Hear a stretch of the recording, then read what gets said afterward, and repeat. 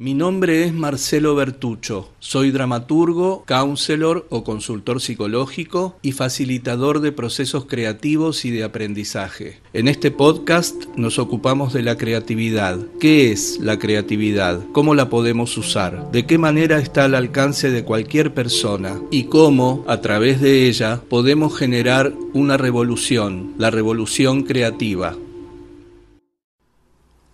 Para cerrar esta temporada con este episodio número 20, quise apelar a un capítulo del libro de Carl Rogers, El proceso de convertirse en persona, que es Hacia una teoría de la creatividad, que es el capítulo 19 del libro. En el audiotexto que yo grabé, que está en mi canal de YouTube, es el episodio 27, si tenés ganas de escuchar solo ese capítulo. Hoy me voy a referir a él. Es un gran texto sobre la creatividad, más allá de que son apuntes que Rogers tomó en 1957 en una conferencia sobre creatividad, que según los datos que tengo no me queda claro si él participó como conferenciante del grupo de conferenciantes o si fue espectador. Y toma estas notas en este libro, El proceso de convertirse en persona, que se publica por primera vez en 1961. Me sirve para volver a las ideas de urgencia y de revolución en las que pensábamos en el primer episodio, como fundamento de este podcast. Rogers habla en este capítulo de la urgencia con que la sociedad necesita de manera desesperada asumir una conducta creativa. En lo educacional reina el conformismo, el determinismo, los estereotipos, la competencia, la evaluación externa, la generación de personas con educación entre comillas completa, pero no la formación de pensadores libres, creativos, originales. La escuela todavía concebida, visible o invisiblemente, como un lugar de instrucción, más que como un lugar de formación de una persona. Esto también es atinente a la formación artística, lo hablábamos en algún episodio. Paradójicamente es una formación que sigue siendo rígida, que sigue siendo estereotipada. Nuestro tiempo libre consiste en un entretenimiento pasivo, cada vez más pasivo. Las actividades grupales están de alguna manera reglamentadas, aunque tácitamente, por el hábito, por la moda, por los medios de comunicación, por las redes, por las tendencias, los grupos de pertenencia. En las ciencias, dice Rogers, en Estados Unidos, en los comienzos de la década del 60, finales de los 50, hay más técnicos que creadores de teorías o de hipótesis. En la industria, la creatividad está reservada a pocas personas dentro de ese mecanismo organizado en jerarquías a través de relaciones de poder. Pocos crean, muchos obedecen y repiten. En la vida familiar también nos encontramos con conformismo, con estereotipos, la ropa que usamos, la alimentación con la que nos nutrimos, la lectura, en el mejor de los casos, que elegimos, las ideas que tenemos. Y nos sometemos a un sistema de creencias en el cual la persona original es peligrosa, resulta amenazante. La creatividad es adaptación, no conformismo, no resignación, ver episodios anteriores, al modo de la supervivencia del más creativo, que incluye su propia circunstancia en su percepción de la realidad. Es urgente para Rogers una adaptación creativa como única posibilidad de producir o de acompañar un cambio. Si no se cambian los modos de relacionarse, dice Rogers, va a desaparecer la comprensión, la capacidad de comprensión. Entre los modos de relacionarse, la comunicación es primordial. La comunicación está siendo muy complicada en este momento, incluso por problemas que tienen que ver con la educación y el uso del lenguaje.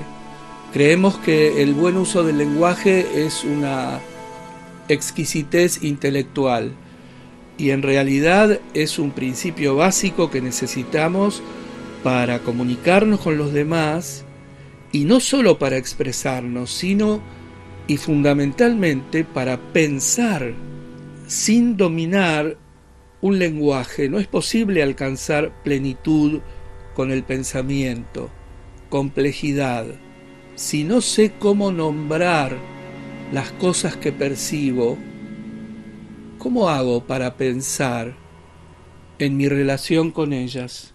Los resultados que están a la vista de las conductas no creativas pueden agruparse en estas tres categorías: la inadaptación individual, las tensiones grupales y el aniquilamiento internacional. El proceso creativo requiere un producto observable. La fantasía no es creativa. Acá podemos pensar en el concepto de tekné, la palabra griega tekné, que es de alguna manera el resultado de la transformación de lo natural en artificial, la mano del ser humano, lo que el ser humano puede hacer, entre lo cual está incluido el arte. No sé de qué manera tekné termina en latín convirtiéndose en ars, que va a dar lugar a la palabra arte, el arte de hacer una cosa. Entonces, ese proceso creativo se traduce en la creación de un producto concreto. Así se empieza a producir un proceso creativo, en el propósito de crear un producto, que ya sabemos puede ser artístico o formar parte de nuestra vida. El proceso creativo necesita de nuestra originalidad. El modo de conseguir originalidad es ponernos en vinculación con esa experiencia completa, materiales, acontecimientos, personas, situaciones, circunstancias. Nosotros, como individuos únicos, en vinculación con una experiencia completa. Esto no puede generar más que originalidad, la cual todavía es desconocida por nosotros. Justamente, la originalidad no existe todavía.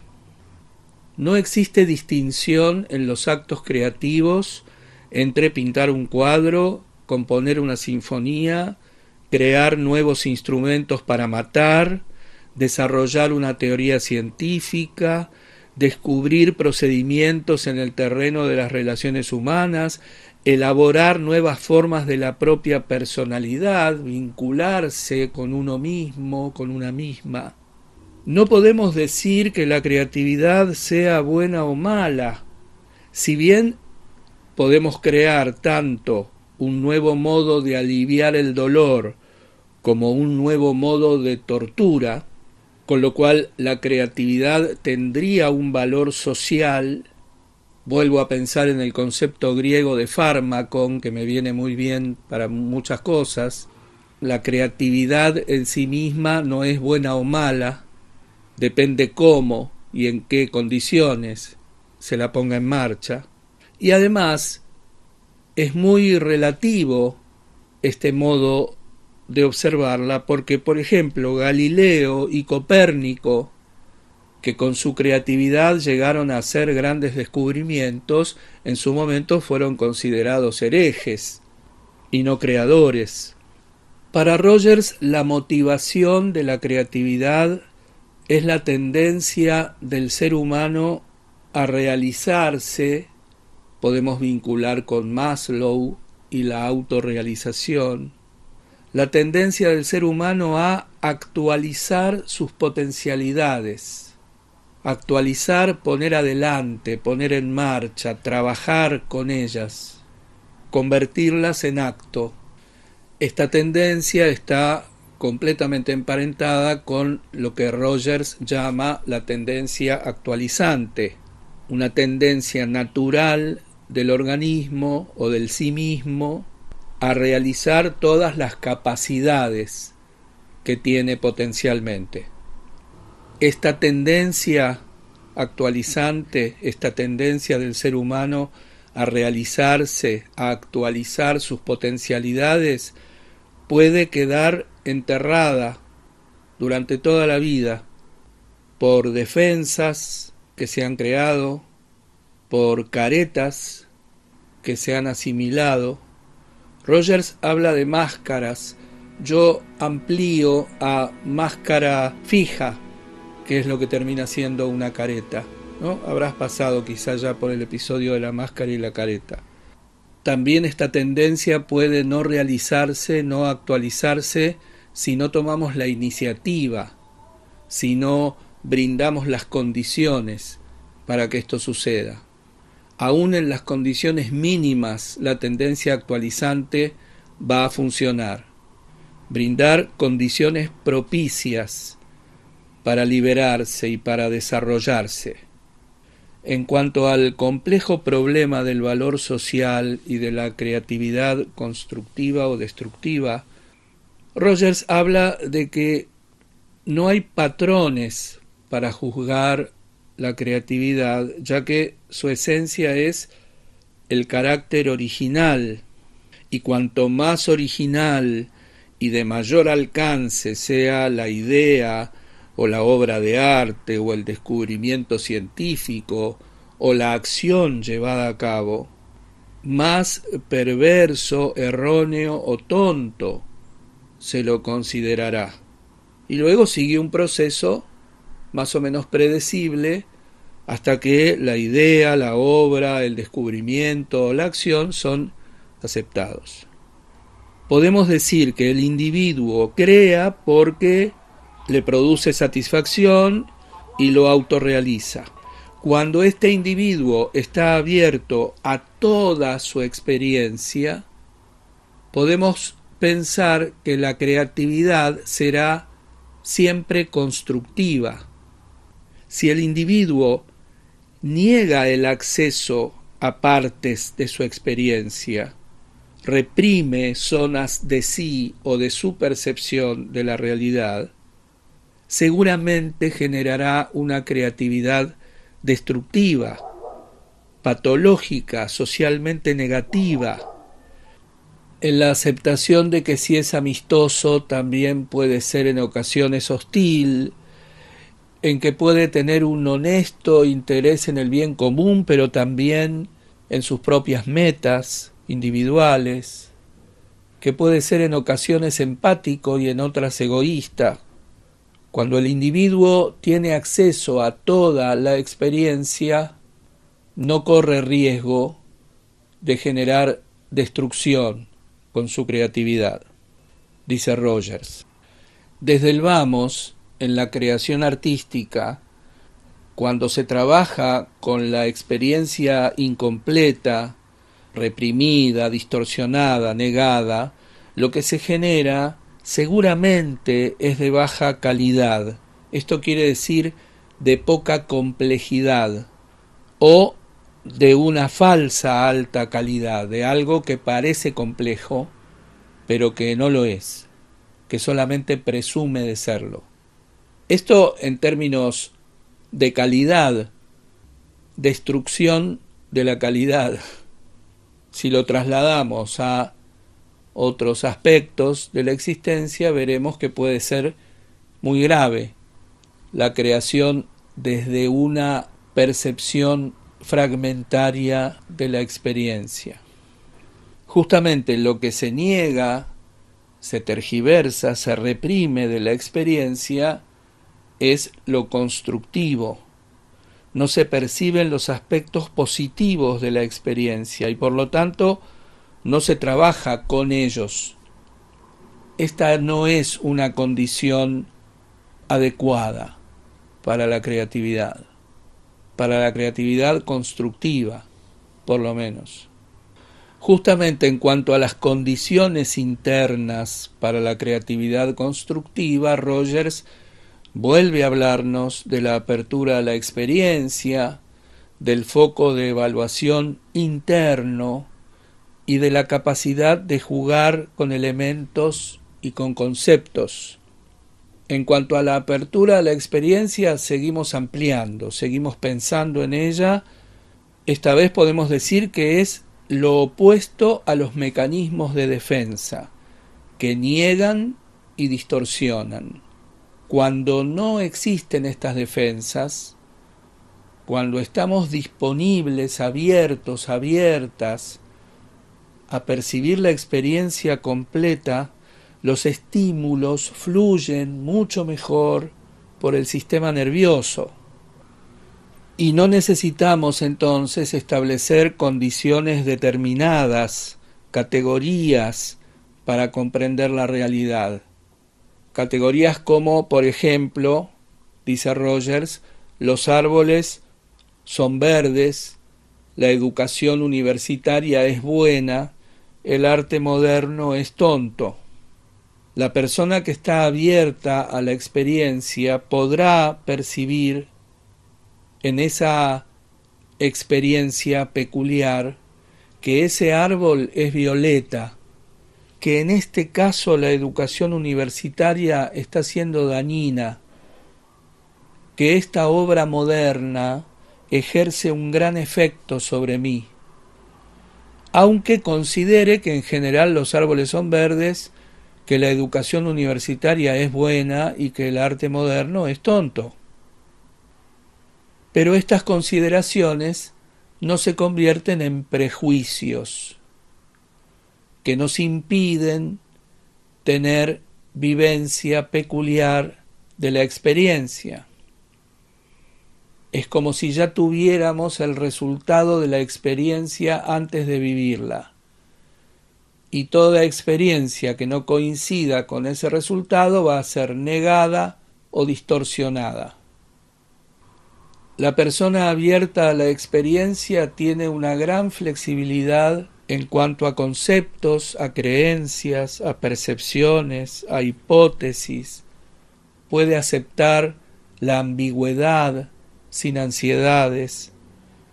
Puede soportar las contradicciones sin la necesidad compulsiva de resolverlas. Puede soportar la tensión en el arte entre el impulso y la resistencia, el deseo y la oposición, tensiones que es necesario sostener para mantenerse en estado de creatividad. En cuanto al foco de evaluación interno, el elogio o el rechazo ajenos no nos definen ni determinan la valoración de una obra o de una acción.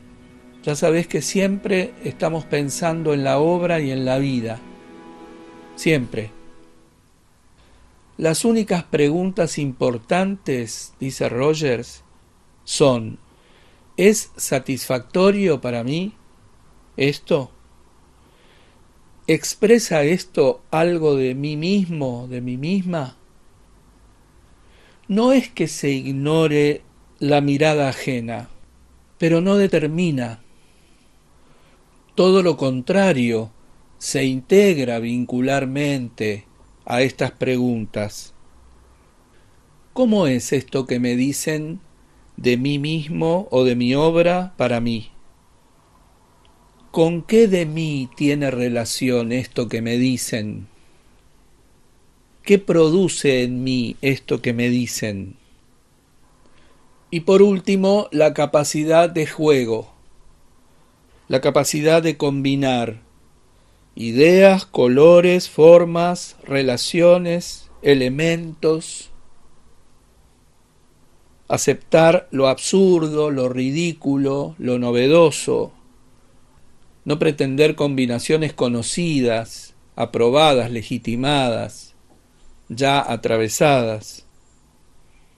Atreverse, como dice Abramovich, Marina Abramovich, a lo que se rechaza y a lo que da miedo, dar lugar a la intuición. Estas son las condiciones internas, según Rogers, para la creatividad constructiva: apertura a la experiencia, foco de evaluación interno, capacidad de jugar con elementos y conceptos. Luego nos habla Rogers de los concomitantes del acto creador. No hay descripción precisa del acto creativo porque no se lo conoce hasta que ocurre. Pero podemos decir que la creatividad es una conducta espontánea que tiende a surgir en un organismo abierto a toda su experiencia, externa e interna, y que es capaz de establecer flexiblemente todo tipo de relaciones. Dice Rogers, y yo repito, podemos decir que la creatividad es una conducta espontánea que tiende a surgir en un organismo abierto a toda su experiencia, externa e interna, y que es capaz de establecer flexiblemente todo tipo de relaciones. Esta conducta ofrece una multitud de posibilidades. Nos encontramos en esa experiencia con la posibilidad de tomar un sinnúmero de decisiones en relación a cómo nos apercibimos de eso que percibimos.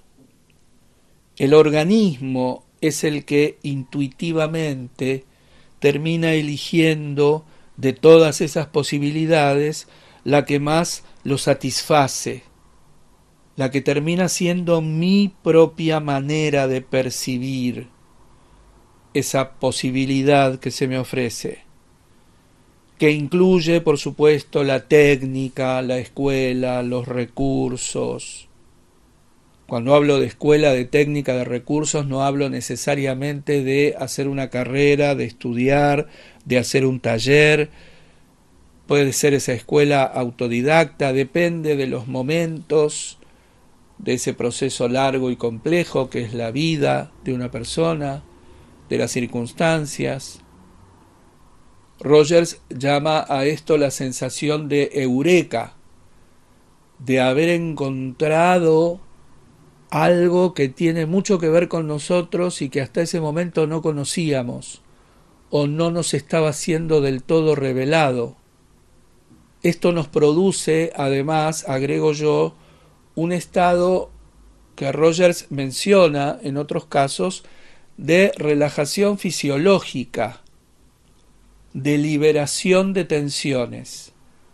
Hay una tensión múltiple en todo nuestro organismo que es inherente al proceso creador, al momento de la creación, que se distiende no porque alguno de los dos elementos que producían la tensión gana el combate, sino porque esa tensión se transforma en una novedad. Solemos tener en los procesos creadores una sensación de aislamiento, de sentirnos solas, solos, de que estamos haciendo algo que nadie había hecho antes, de que estamos entrando en una zona completamente desconocida, que nos sentimos perdidos, perdidas, equivocadas, equivocados, absolutamente diferentes, afuera de todo.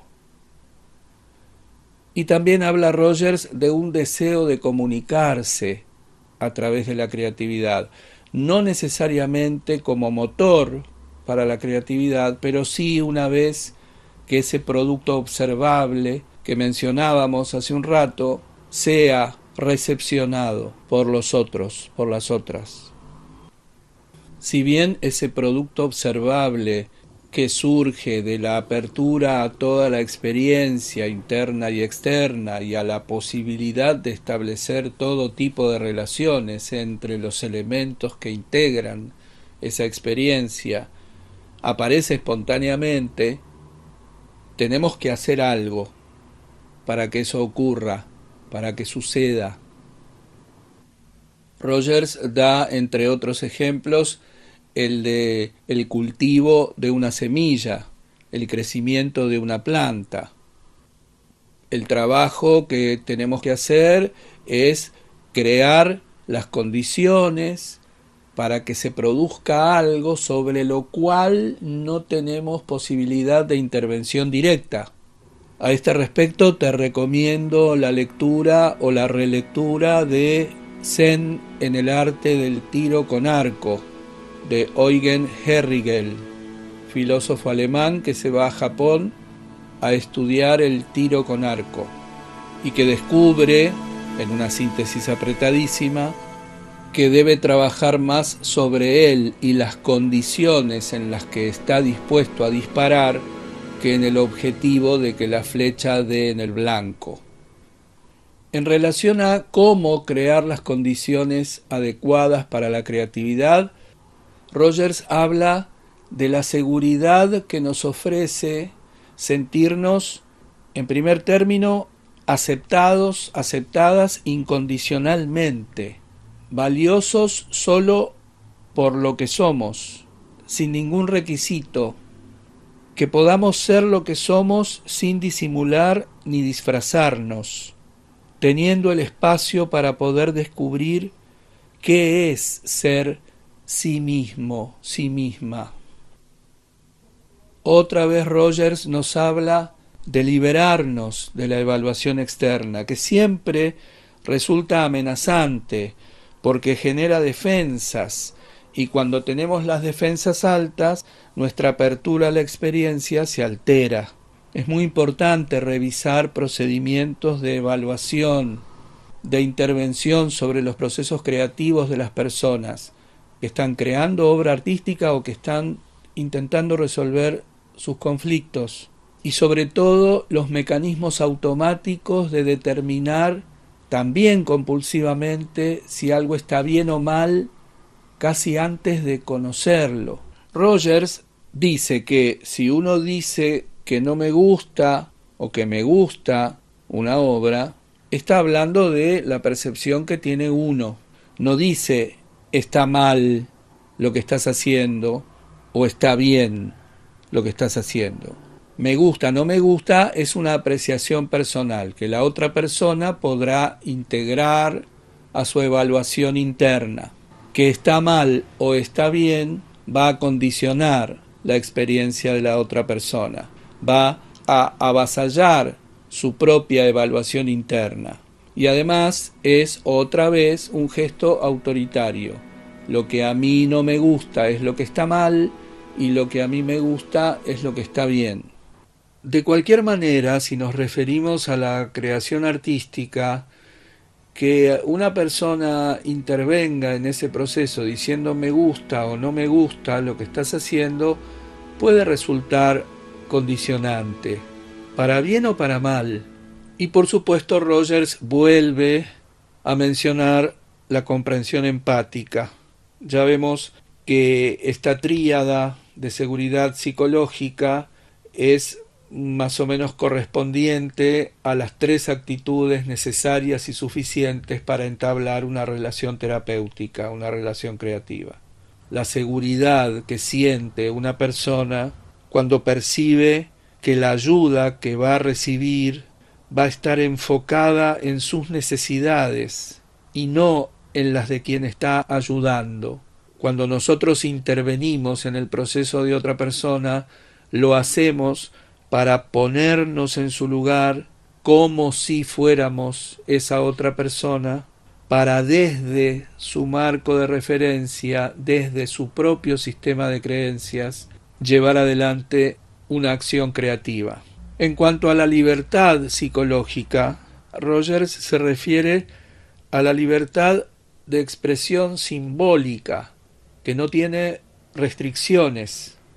Destruir un objeto odiado, ya sea un edificio o la propia madre, simbólicamente es creativo y por defecto liberador, por lo tanto terapéutico. Esto tiene mucha relación con la catarsis aristotélica. Soy quien mata a su madre, quien derrumba el edificio, pero a la vez no soy. Y una vez que consumo ese acto, termino con esa ficción y vuelvo a la realidad en la que no derrumbo ningún edificio ni a ninguna madre. Esta libertad no es indulgencia ni necesariamente estímulo, mucho menos la sobreactuación New Age de que está todo bien, de la sonrisa incrustada en la cara, de los ojitos de ternura impostada, de ese estereotipo. Tampoco. Se trata de la libertad responsable, de tomar una decisión y de aceptar las consecuencias, de abrirse a la experiencia del principio de la filosofía hermética de causa y efecto. ¿Te acordás? Consecuencias favorables o desfavorables de nuestras decisiones. Esa es la experiencia completa de la libertad responsable. Y lo favorable o desfavorable de las consecuencias será percibido desde un foco de evaluación interno. Para terminar, me gustaría que pensaras en que obedecer cánones o fórmulas o premisas ciegamente, o copiar ciegamente lo que nos gusta o lo que nos gustaría ser, es inevitable como un primer paso, pero es imprescindible que no lo niegues ni lo distorsiones, que seas consciente cuando estás obedeciendo ciegamente o cuando estás copiando. No es un delito, no es vergonzante, forma parte de los procedimientos que empleamos para establecer vínculos con lo que nos rodea. Obedecé, copiate, aceptalo, integralo, pero no te quedes ahí, en esa zona de confort que genera la aceptación malentendida. Ah, sí, yo obedezco. Ah, sí, yo me copio todo. No lo digo, pero estoy ahí.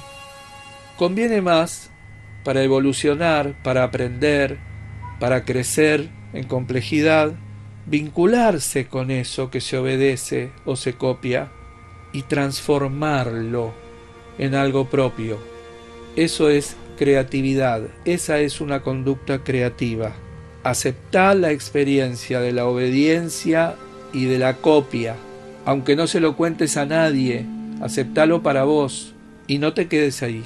Hacé algo con eso y vas a encontrar tu propia manera de expresión, tu manera de tomar una decisión. Cierra Rogers este capítulo que te recomiendo que leas cada tanto o que escuches.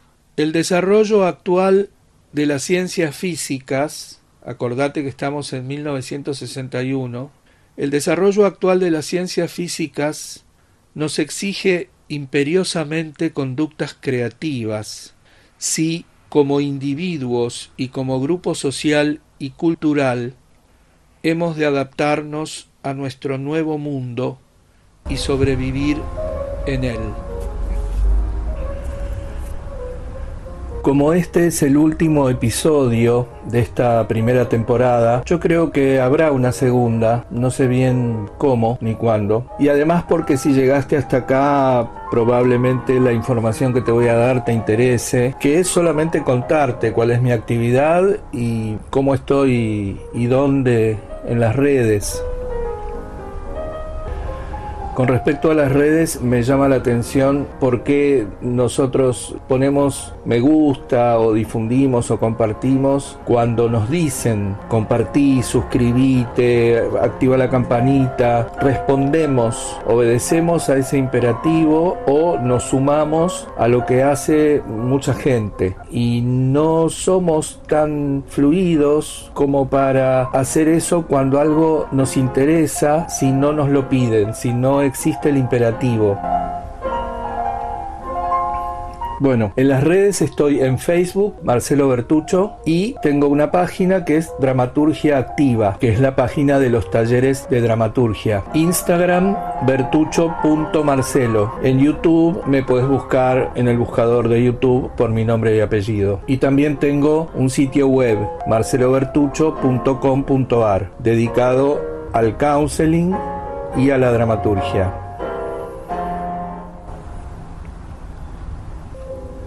Trabajo como counselor, consultor psicológico, en sesiones individuales. También coordino grupos de encuentro, doy talleres de dramaturgia enfocada en la creatividad, en la premisa de que la creatividad es la que genera la dramaturgia, y eventualmente facilito procesos creativos de personas que por alguna razón están trabadas o no tienen la suficiente confianza en sí mismas o en la obra en la que están trabajando, y también procesos de aprendizaje que a veces se traducen en clases específicas de historia del teatro o de análisis dramatúrgico o de dramaturgia, muy eventualmente actuación, dirección escénica.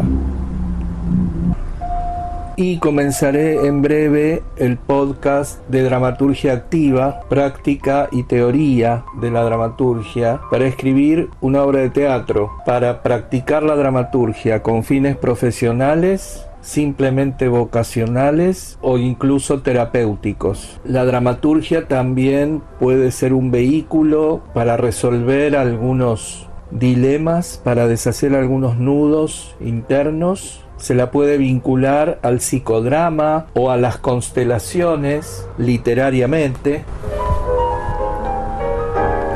En cuanto a la próxima temporada de este podcast, si tenés alguna propuesta, si te gustaría que esa próxima temporada incluyera alguna cosa específica o fuera de alguna determinada manera, hacémelo saber.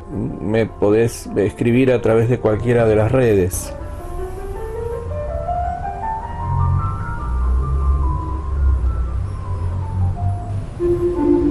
Espero que tengas ganas de escucharme la próxima vez y te agradezco mucho que lo hayas hecho hoy.